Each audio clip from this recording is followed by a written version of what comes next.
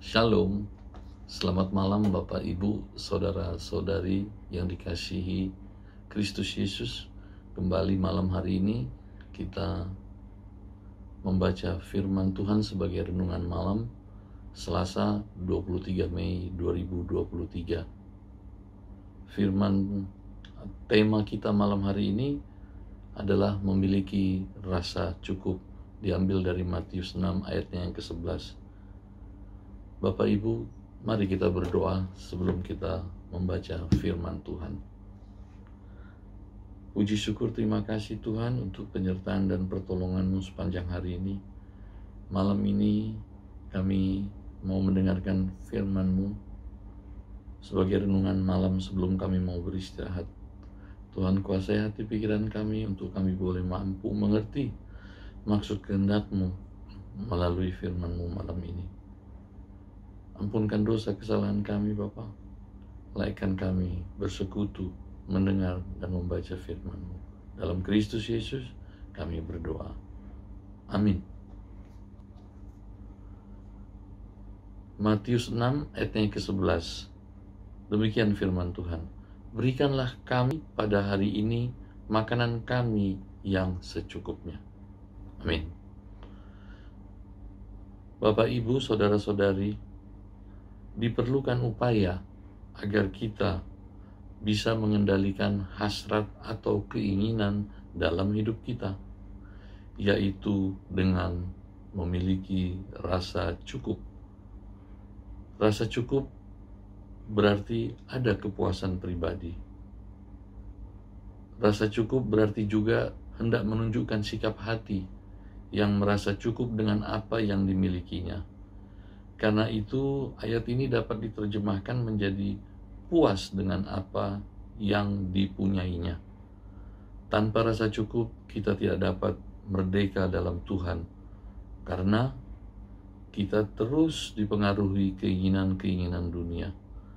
Tanpa rasa cukup kita akan dikendalikan oleh nafsu dunia dan ambisi pribadi. Rasa tidak cukup merupakan irama yang dimiliki hampir semua orang, sehingga membuat kita terikat dan mencintai dunia ini. Perlu diwaspadai, saat ini dunia dibawa kepada semangat materialisme yang sangat kuat. Terbukti semuanya dengan mudah didapat hanya dengan online.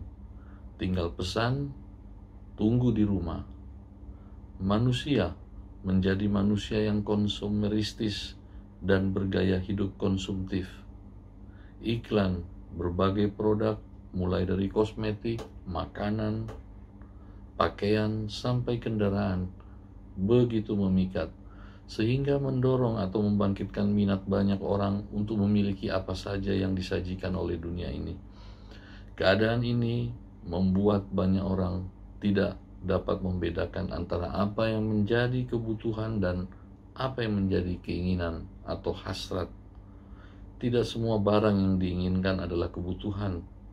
Kebutuhan dan keinginan merupakan dua hal yang sangat berbeda. Kita pasti setuju akan hal ini.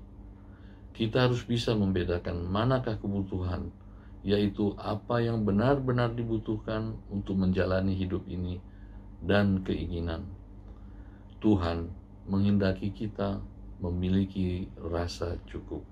Oleh karena itu, di Timotius 6 ayat yang ke-8 dikatakan, asal ada makanan dan pakaian, cukuplah. Maksud ayat ini adalah adanya hal penting yang membuat seseorang dapat menjalani hidup ini.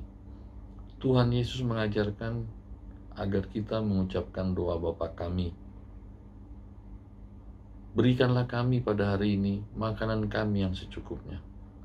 Rasa cukup memang relatif. Cukupnya seseorang pasti berbeda dengan orang lain. Akan tetapi kita sendiri yang dapat mengujinya.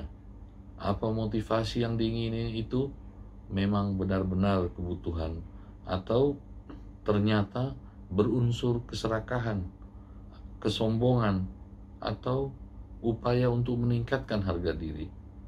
Sebagai contoh, kalau seseorang cukup dengan motor, ia harus merasa puas dengan motornya.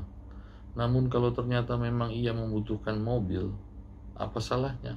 Silahkan. Yang salah adalah bila ingin memiliki mobil dengan dasar kesombongan atau meningkatkan nilai diri. Ia menganggap orang yang mengendarai mobil lebih berharga daripada yang mengendarai motor. Seorang yang cukup dengan mobil niaga atau minibus hendaknya jangan mengingini sedan hanya karena harga diri dan kesombongan. Contoh lain dengan rumah atau tempat tinggal. Kalau seseorang sudah cukup dengan rumah dengan luas bangunan 100 meter, janganlah memaksakan diri memiliki rumah dengan luas bangunan 200 meter. Akan tetapi bila anak mulai bertambah besar dan remaja, tentu perlu beberapa kamar lagi. Tidak ada salahnya memiliki rumah lebih luas. Namun, yang salah, jikalau memiliki rumah lebih besar, dasarnya hanya untuk kesombongan, itu merupakan keserakahan. Di dalam Alkitab, keserakahan sering dikemukakan sebagai dosa utama. Mengapa keserakahan disebut sebagai dosa utama? Sebab keserakahan ini ternyata di dalam Alkitab disamakan dengan berhala. Dalam Kolose 3 ayatnya yang kelima dikatakan firman Tuhan, karena itu matikanlah dalam dirimu segala sesuatu yang duniawi, yaitu percabulan, kenajisan, hawa nafsu, nafsu jahat, dan juga keserakahan yang sama dengan penyembahan berhala. Ketamakan adalah berhala. Kata berhala di sini berarti menuruti keinginan kepada objek selain dari Tuhan. Ketika seseorang mengingini materi lebih daripada yang patut dimilikinya dan menjadikannya kesombongan atau nilai diri, sebenarnya ia sedang membaktikan dirinya menjadi satu-satunya yang dikejar dan diingini. Posisi Tuhan digantikan oleh keserakahan akan satu objek atau materi tertentu yang dipandang mendatangkan kehormatan, kebahagiaan, atau penghargaan dari orang lain. Tuhan menentang hal ini dengan hukum pertamanya, jangan ada padamu Allah lain di hadapanku.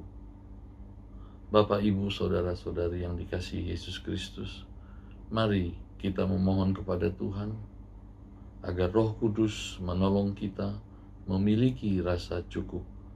Tanpa rasa cukup, kita tidak dapat merdeka dalam Tuhan, sehingga kita dikendalikan oleh nafsu dunia dan ambisi pribadi.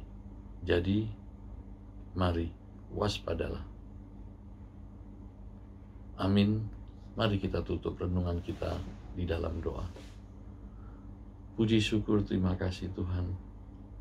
Melalui firman-Mu Engkau mengingatkan kami untuk kami merasa cukup dengan apa yang sudah kami miliki, berkat yang sudah Kau berikan. Biarlah kami menerima berkat-berkat-Mu dengan merasa cukup dari apa yang sudah Kau berikan bagi kami. Terima kasih Tuhan, mampukan kami, tolong kami, Roh Kudus-Mu yang menyertai hati pikiran kami, agar kami boleh seturut dengan kehendak-Mu. Bapa, kami mengucap syukur untuk semua hari ini yang sudah boleh kami lalui. Kami mau beristirahat sebentar lagi, Tuhan yang sertai kami. Pagi esok kami boleh kembali bangun dengan semangat, sukacita, hati dan pikiran yang baru. Terpuji Engkau Bapa yang baik. Terima kasih Bapa. Di dalam Kristus Yesus kami berdoa. Haleluya. Amin. Selamat malam. Selamat beristirahat.